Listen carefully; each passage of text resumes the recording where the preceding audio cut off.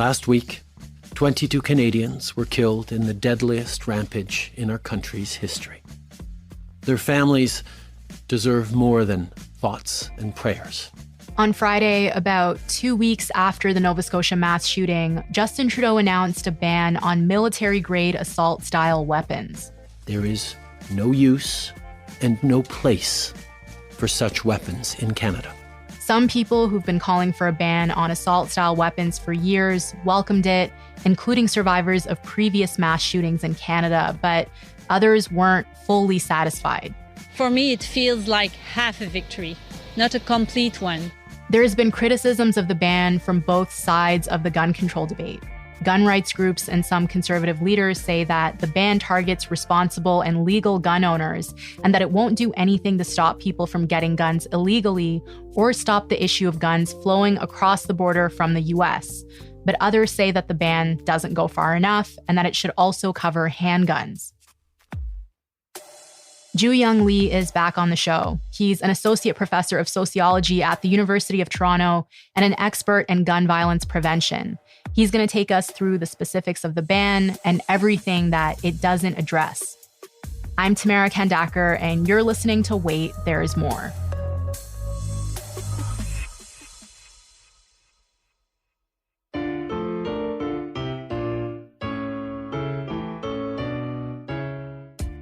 Hi, Jooyoung. Thanks so much for making the time to do this. Really appreciate it. Thanks for having me.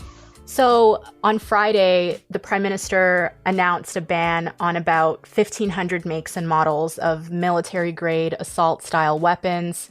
The ban is effective immediately, which means that it's not happening through legislation. So they're enacting this through regulations approved by an order in council from Cabinet. And the ban came nearly 2 weeks after the mass shooting in Nova Scotia. This is something that Trudeau said the government was ready to do months ago. It's something that they campaigned on before the shooting, before the pandemic.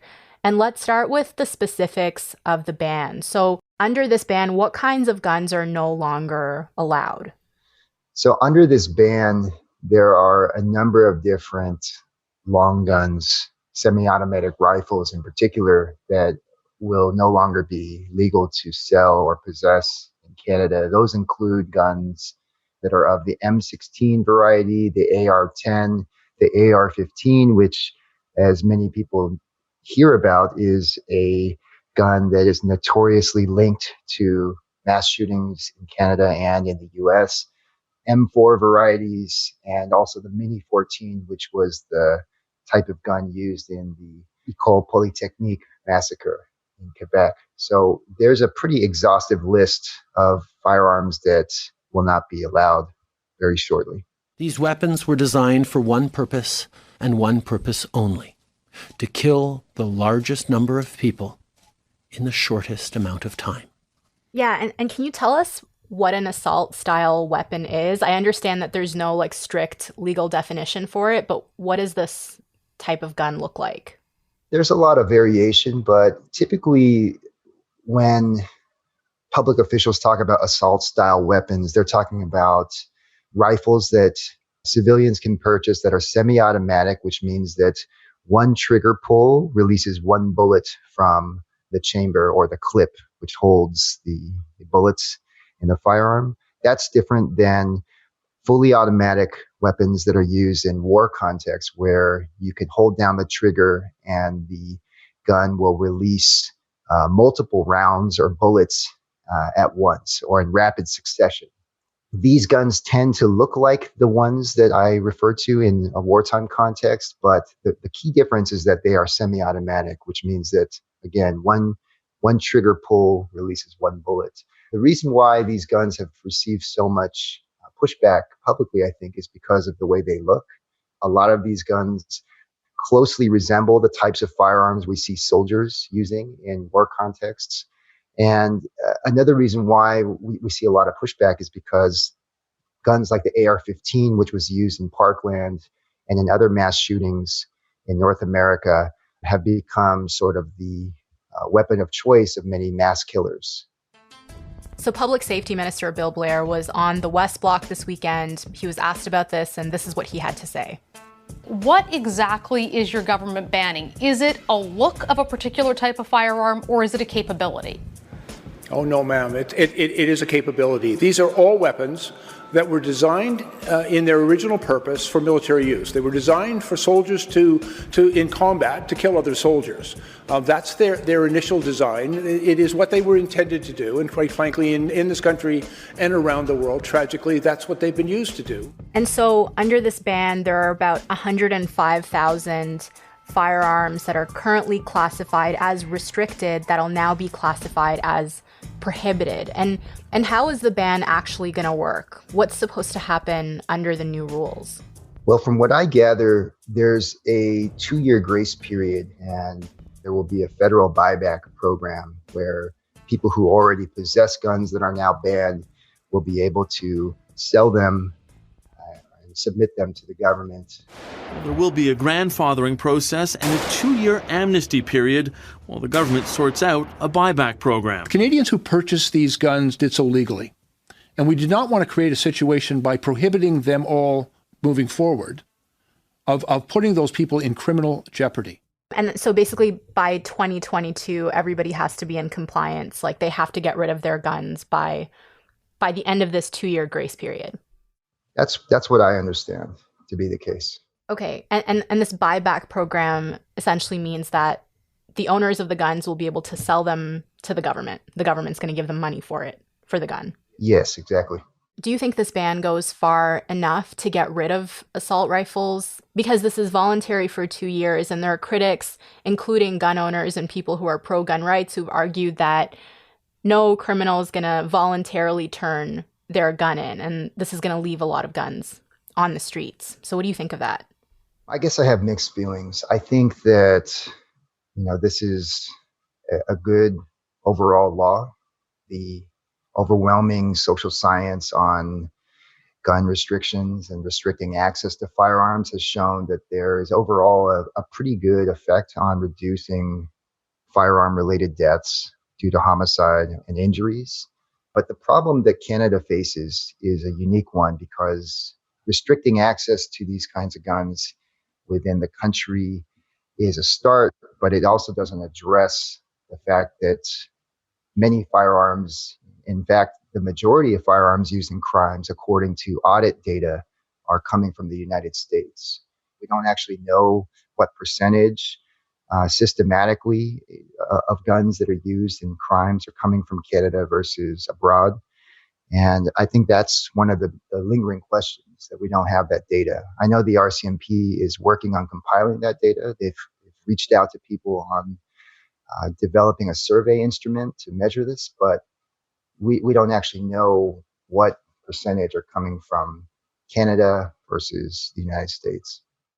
So just before we get to talking about the U.S., the guns coming from the U.S., just one more thing I want to ask you about the ban as it stands right now. Trudeau, when he announced the ban, he was talking about how there's no need for these kinds of weapons if you're just hunting. But you don't need an AR-15 to bring down a deer. And I'm just wondering, why do people own these types of guns? What are they used for? There's a lot of reasons. I think a big thing that people sometimes neglect when they talk about gun ownership is that people go target practice. They use this for sport. People who own guns and shoot guns together, there's a sense of community that they build through the shared love of firearms. I was a firearms owner in Pennsylvania before I moved to Canada, and that was in large part because I wanted to understand what was people's attractions to guns. Somebody who grew up in California, in a state where guns are very much restricted, I had never had that experience with firearms. And people, there's a community that's built up around firearms, and it's not just about hunting. It's not just about protecting yourself against government, which are some of the kind of discourses that we see out there. Sometimes it's really people like to go blow off steam and they shoot the gun at a shooting range, and they talk about guns with people in forums or in person, that kind of thing. So the attractions to guns are very complex, and I think sometimes we sort of put it into these categories in the public that don't necessarily map onto people's realities. We'll be right back.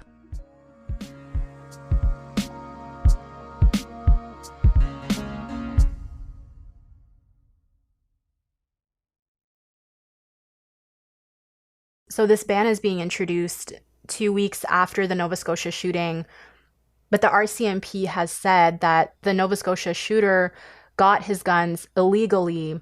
His guns were illegal weapons from Canada and the US, and that he didn't have a gun license. And the RCMP has said at least one of these weapons was an assault-style weapon. The gunman was in possession of several semi-automatic handguns and two semi-automatic rifles. And so this brings up two criticisms that people on either side of this debate have of this ban. So the first is there are people who say that this only targets law-abiding citizens. There are about 2.2 million people in Canada who have a gun license. And so people like Andrew Scheer and Doug Ford are saying this ban targets them, and it does nothing to address the flow of illegal guns from the US.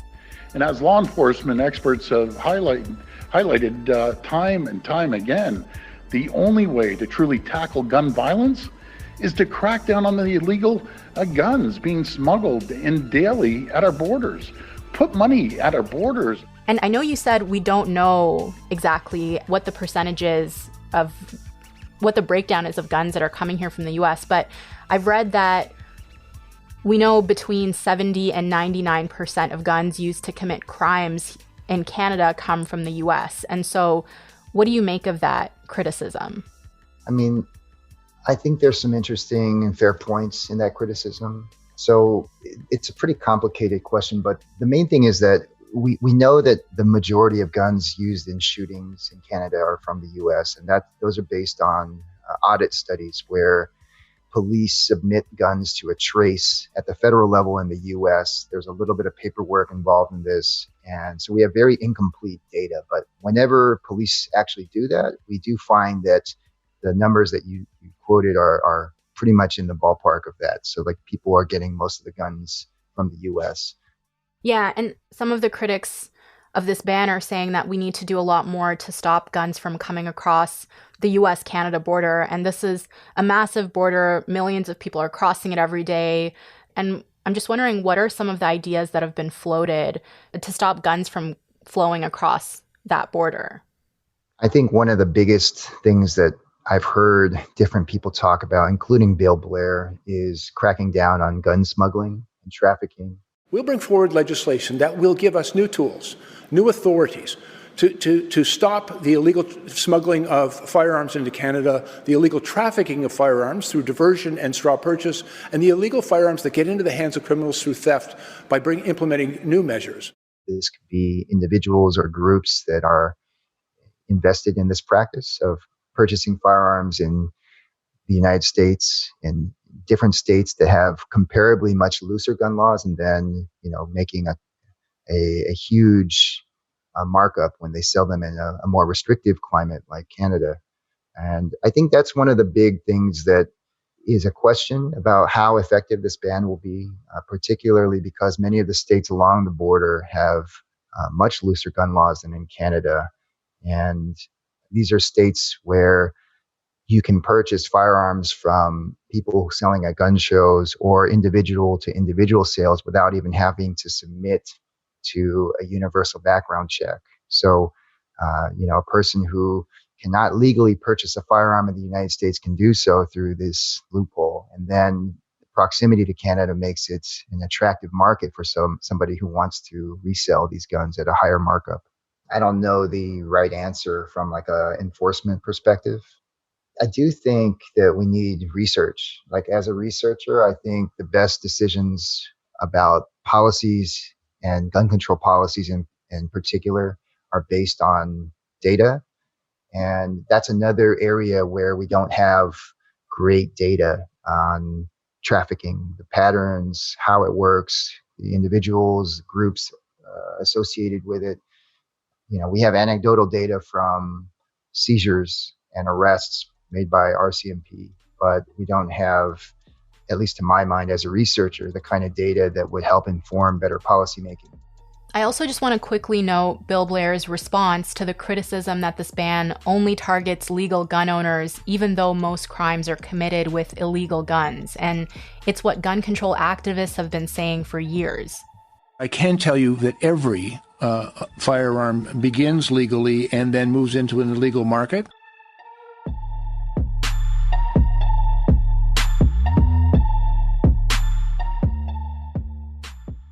Let's move on to the other criticism of this ban, which is that it doesn't do anything to address the issue of handguns. And I know you've argued in the past that Canada should consider banning handguns. You wrote about this after the Danforth shooting. The Nova Scotia shooter did use a handgun. How often are handguns used to commit crimes in Canada, and why do you think they should be banned? Well, according to 2018 data, which is the last year that we have data on this, 60% of the homicides in Canada are committed with handguns, and 20% are committed with long guns, including shotguns and rifles. So, and that's not even including injury data, which also shows the same disparity, that people who don't die when they get shot are primarily getting shot with handguns. And that's certainly something that we see much more commonly in cities, in the kinds of shootings that we hear about or read about, but that don't get the kind of widespread media attention that, let's say, a mass shooting receives. So the brunt of death and disability and injury associated with firearms are committed with handguns. And so if policymakers are serious about making a dent in the numbers of homicides and injuries associated with firearms, then handguns are really the weapon that we should be talking about. And that's not to diminish the effectiveness of a long gun or a semi-automatic rifle ban.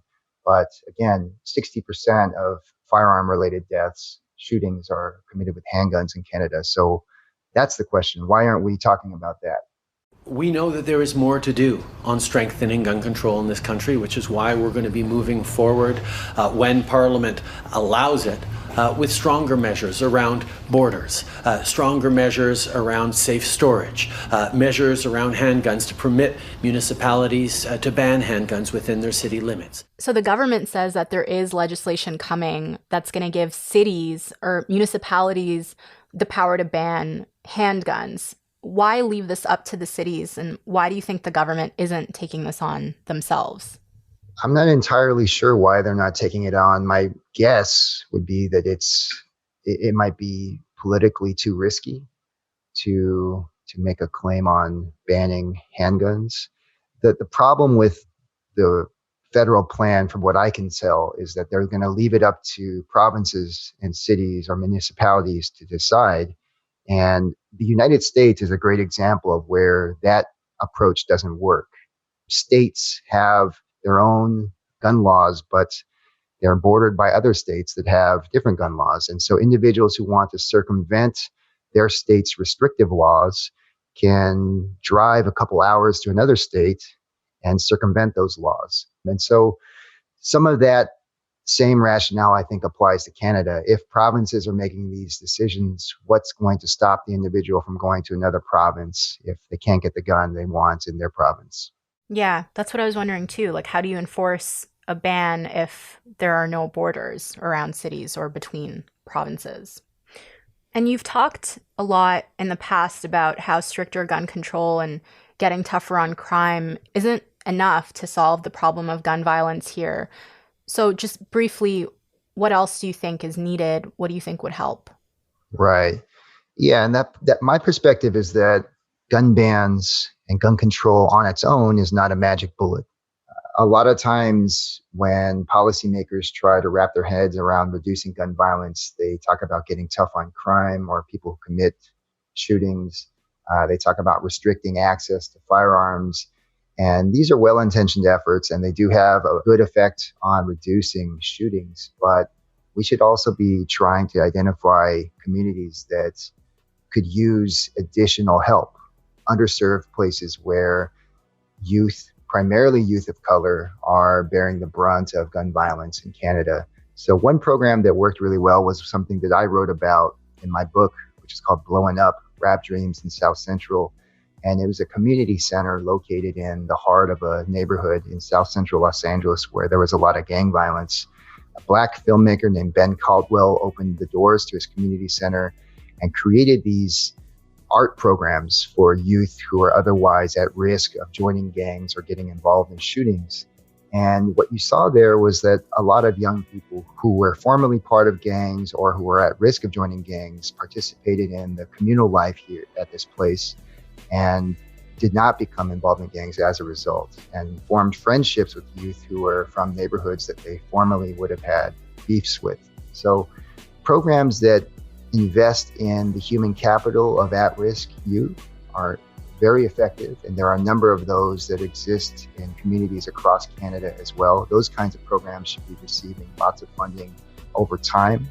Many of them, if you talk to the people who run them, are constantly trying to fundraise and constantly worried that they're not going to be able to keep the lights on. So those kinds of programs have to have a strong place in any kind of efforts at reducing gun violence. The other are programs that identify individuals that are at high-risk groups. So these are violence interrupters programs that identify people who are potentially at risk of getting involved in a gang shooting or in a back and forth with another rival group. These kinds of programs also have a positive effect on reducing shootings in different cities. So those are two, I guess, tangible programs or types of programs that have had a good impact on reducing gun violence. And we have to get serious about preventing them, not just responding to them. Okay, Jooyoung, thank you so much. This was really, really interesting. Always appreciate it. Yeah, thanks for reaching out.